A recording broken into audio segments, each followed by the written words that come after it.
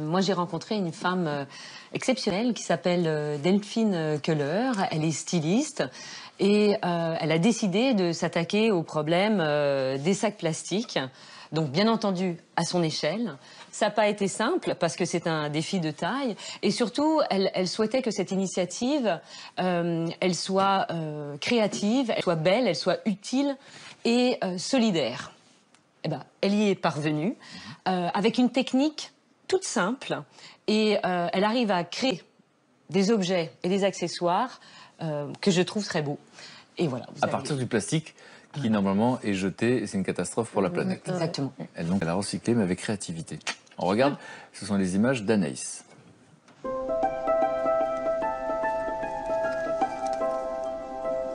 Je suis styliste et j'ai toujours travaillé avec des matériaux de la récup. J'ai commencé comme ça.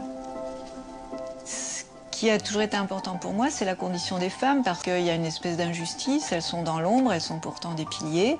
Donc quand je crée l'association des filles du facteur en 2008, je pars en Afrique, je veux travailler avec des femmes africaines à partir du recyclage des sacs plastiques qui sont un déchet, qui pollue la planète. Et je le fais à Montreuil, puisque j'habite en même temps Montreuil.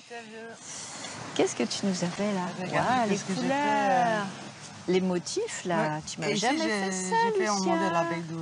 Il est trop beau, Lucia. C'est sûr, tu es content de... Moi, mais tu me connais, Ça, tu sais que c'est les d'accord. couleurs que j'aime. Ouais.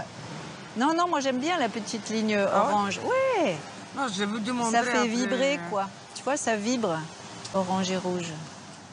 Les femmes qui font partie de Filles du Facteur sont souvent des femmes migrantes. Sont des femmes qui ne maîtrisent pas encore la langue française, sont des femmes en précarité. En les réunissant, elles sont valorisées puisqu'elles peuvent apprendre le crochet aux autres. Donc le projet, c'est une histoire de femmes et c'est une histoire de planète à sauver.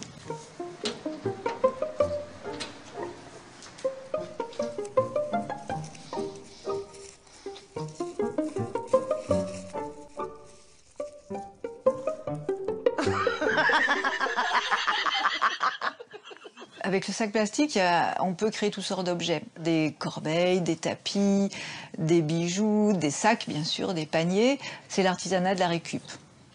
Le matériau sac plastique, on va le découper en ruban, on fait une bobine et on le crochette.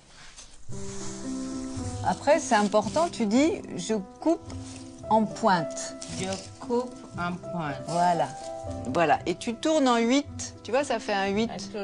Je fais un 8. 8, voilà. Et 8.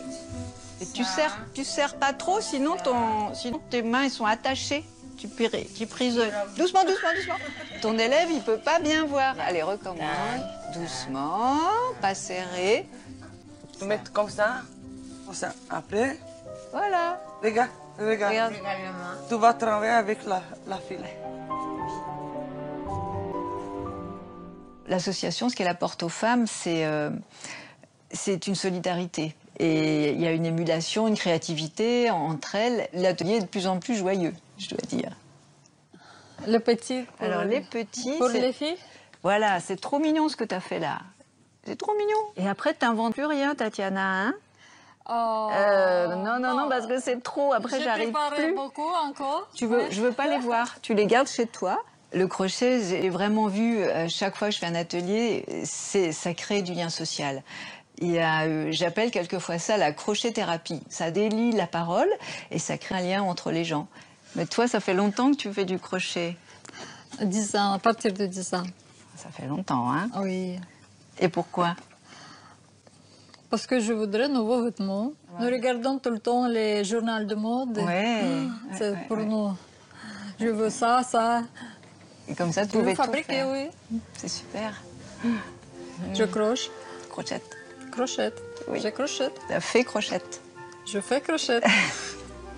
Et fais des cours de français. Eh oui.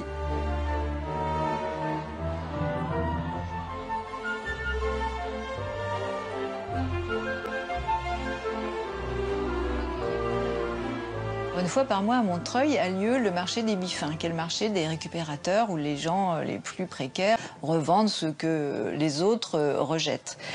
Ce marché, pour nous, c'est surtout montrer ce qu'on fait, sensibiliser, et les femmes vendent leur propre création.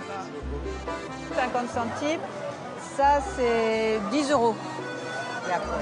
Celui-là, il est mignon. Moi, celui-là, je le vendrais pas à 2 € parce que les mêmes, je le vends pas, je le garde. Ah, c'est très joli, vraiment, c'est très bien fait. En général, les gens ils disent c'est en raffia. Eh ben, c'est en sac plastique. Et les grands tapis là, c'est 60, c'est plus cher. Parce que ça, c'est vraiment un travail, ça prend du temps, quoi. À côtoyer ces femmes, maintenant, on est devenus des amis ou des sœurs. Et Lucia, récemment, a confectionné ma traîne de mariage.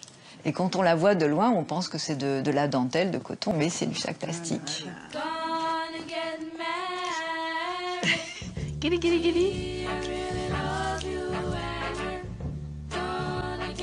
C'est parfait. C'est magnifique. Ouais. Bravo. Même si le sac plastique disparaît, et c'est tant mieux pour la planète, on pourra toujours, avec cette technique que les femmes maîtrisent complètement, faire plein de choses ensemble. On aura construit de la solidarité. T'es très content? Oui, très content. Moi, j'ai envie d'applaudir cette dame. Ouais. Réaction, réaction. Génial. Vous voyez que je suis pas toute seule. Genre, extraordinaire. Vous voyez, on est une grande communauté. Qu'est-ce qui vous touche dans cette histoire? Moi, c'est quand elle parle. Je sens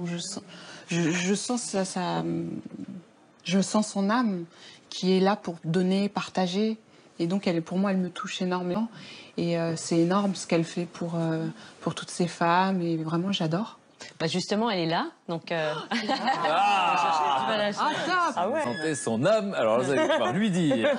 Anaïs. Non, mais c'est vrai que moi, ce qui m'a beaucoup touchée pendant ce tournage, c'est la générosité de cette femme. On sent qu'elle aime aider, elle aime partager. On est pareil, en fait. Et ces femmes font vraiment partie de sa vie, et sa vie associative est intimement liée à sa vie personnelle. Bonjour Delphine. On est content de vous rencontrer. On est juste subjugués par ce qu'on vient de voir. Je vous laisse vous installer. Je présente mes invités, Catherine, Chantal, Bonjour. Fabienne. J'adore ce que vous faites. Je le vois pas bien, mais... Qu'elles font. Moi, je sais pas. Alors, D'ailleurs, il est très beau votre je sac. présente Fabienne rapidement. Fabienne est danseuse, elle a des ateliers, comme vous avez des ateliers, où elle apprend à tout le monde, c'est pas qu'elle apprend à le faire entrer tout le monde dans son monde. Parce qu'on est dans votre monde, et il se trouve qu'elle est malvoyante, et les gens ne l'imaginent pas, ils croient que c'est une fausse aveugle. Et donc elle a décidé que c'était pas un handicap, c'est une singularité. Et donc voilà, ça l'a beaucoup touchée parce qu'elle a décidé de transformer le pire en quelque chose de très lumineux. Et donc forcément, vous avez une petite relation comme ça. Oui, voilà, c'est pour ça que je disais ça. Oui. Je disais pas que c'était vous, mais Ben oui, c'est ce que vous avez emmené. Oui. Donc on est estomaqué. Et donc je voulais que Anaïs dise devant vous justement, qu'est-ce qui t'avait touché une fois sur place? Ce que je disais, déjà d'une part, la générosité de Delphine envers ces femmes. Ce que j'ai beaucoup aimé tourner aussi, c'est cette complicité que l'atelier a su créer entre des femmes. L'une vient du Kyrgyzstan, l'autre est colombienne, Lucia est d'origine roumaine. Donc c'était vraiment sympa de voir cette joie. Dans le reportage, Delphine dit que c'est un atelier joyeux, ce l'est. Et c'est rare de pouvoir capter comme ça des petits moments de bonheur, de convivialité. Vous pouvez nous montrer un petit peu... Je suis venue avec mon grand cabas en sac plastique. C'est fou que quand on est tellement contre le plastique, d'un coup on a envie que ça disparaisse pas. Mais surtout, l'expérience fait que les personnes ne voient pas tout de suite que c'est du plastique. Mais non. On regarde l'objet. Oui, parce que c'est vrai que c'est... Voilà. Alors allez-y, sortez les objets, Fabienne et Chantal, allez-y. Ah oui. Voilà, ça c'est corbeille. Corbeille, t'as vu? Ah ouais, Et puis ça, c'est un set de table. Il est beaucoup plus fin et ça, c'est plein de couleurs mélangées. d'accord. C'est dans... Alors, les femmes créent les motifs. Moi, je suis devenue juste directrice artistique. Directrice Et il y a tellement de choses qu'il faut... il faut faire des choix serrés, c'est pas facile. Mais c'est super. Là, il y a un magnifique sac. Création d'une femme. Alors, on l'a Vous appelé... développez un peu leur créativité. On l'a appelé Kelly Pimé. Ça veut dire quoi? Parce que... En référence au Kelly d'Hermès. D'accord. Et à Pimé, le nom de la femme. Et elle ne connaît évidemment pas Hermès dans son Burkina Faso lointain. Et voilà, elle l'a fait. Ah, mais il y a C'est une tellement de admiration. D'abord, il y a évidemment le fléau, parce que le plastique, c'est un problème planétaire. Donc on se dit, bon, ben, c'est que glauque, en fait. Il faut décider d'en faire quelque chose de joli, en attendant que ça disparaisse vraiment. Parce qu'on se doute bien que quand ça aura disparu, vous ferez autre chose. Oui. Vous avez créé, effectivement, ces ateliers où on a une atmosphère particulière, la complicité dont parle Anaïs. Et puis une thérapie, la crochet-thérapie. Oui. Ce qu'on entend dans le reportage. C'est-à-dire qu'en quoi c'est une thérapie?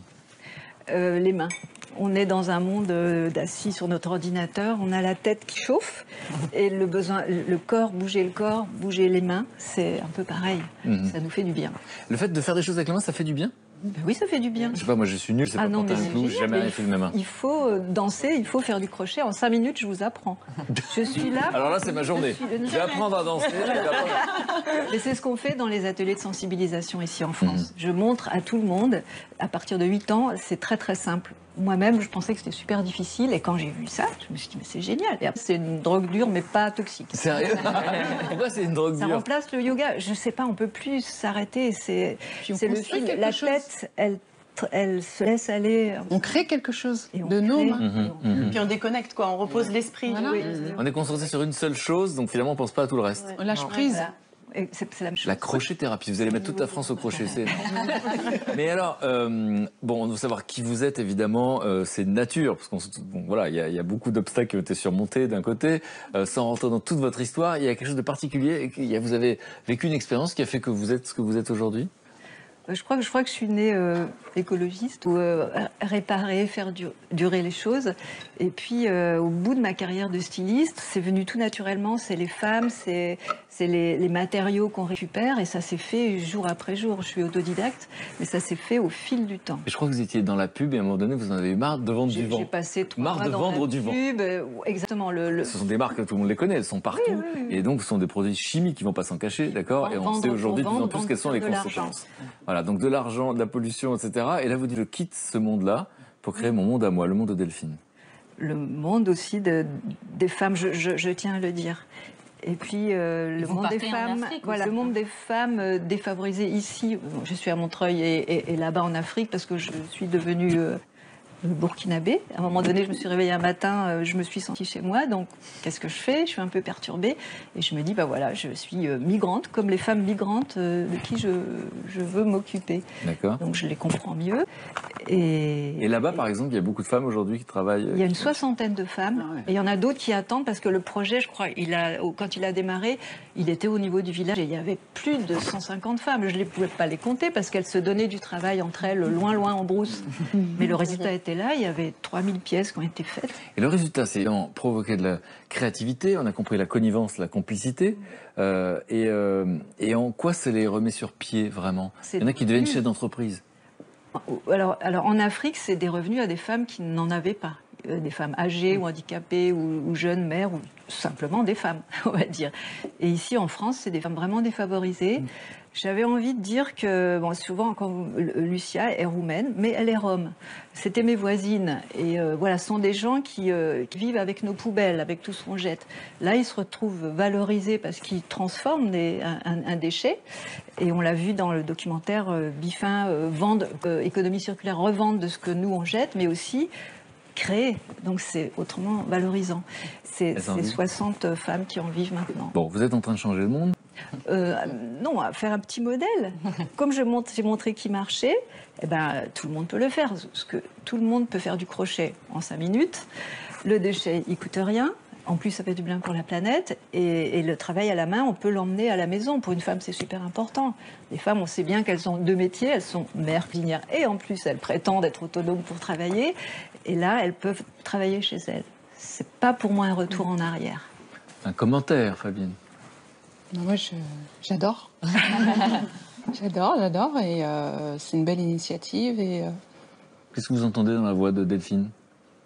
Une passionnée. Une passionnée qui... Pardon. Alors, c'est ce que vous dites pas et que moi je ressens, je le dis moi, je trouve qu'il y a beaucoup d'amour chez cette femme. Oui. En fait. C'est ça. Il y a quelque chose de... J'ai de l'amour à donner. J'en reçois aussi. J'en suis sûr. Mais j'en suis sûr. Et quand c'est vrai que quand on rentre dans votre atelier, on a envie d'y être tout de suite, alors que j'ai juste vu les images, je suis très forte. Mais là, et on sent que vous avez envie de donner. C'est beau. C'est très touchant, votre sourire. Oui. Il est communicatif, votre sourire. Exactement. Et puis vous luttez contre les préjugés. Vous parlez des Roms et c'est formidable. Parce qu'effectivement... Non mais...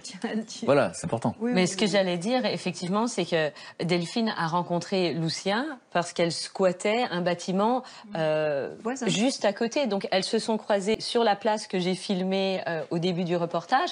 Et c'est le crochet qui vous a fait vous rencontrer. C'est le lien, oui.